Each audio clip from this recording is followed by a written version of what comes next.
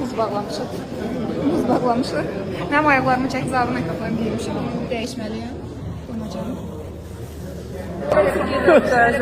Hə, gedək, yenə getdik. Furqona biz aparırsınız. Yaxşı, gedək furqona. Getdik.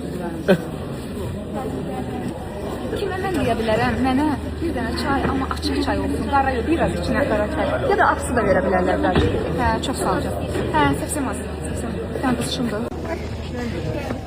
Nə uzaq imiş kərara. Bu bayaqki çəkiliş məkanı o tərəfdə idi. İndi köçdük buraya yaxına.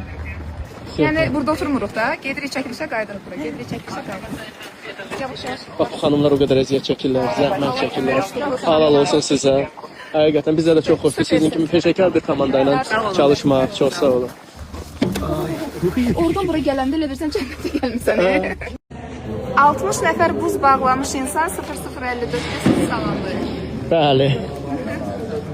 Hamı iş başındadır.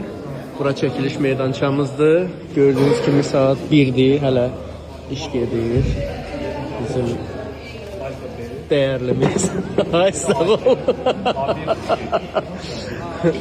Gözəl rejissorumuz Fuad Əlişov və çəkiliş meydançasındakı iş gedir.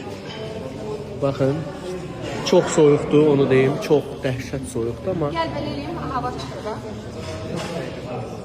18 saat, 18 saat çəkiliş zamanı. bəli. Biz hələ buradayıq, hələ bitmir. Sən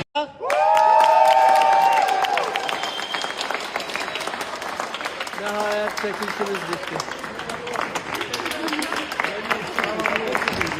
Bir dənə də son qulğunu da alır.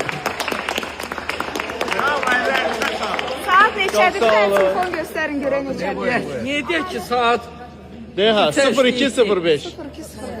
Əla, yaxşı qutardıq. Biz yaxşı qurtardıq, amma elə çəkiliş davam edir. Uğurlu olsun, xeyirli olsun, düşərli olsun. Amin. Davamı gəlsin. Görəcəksiniz.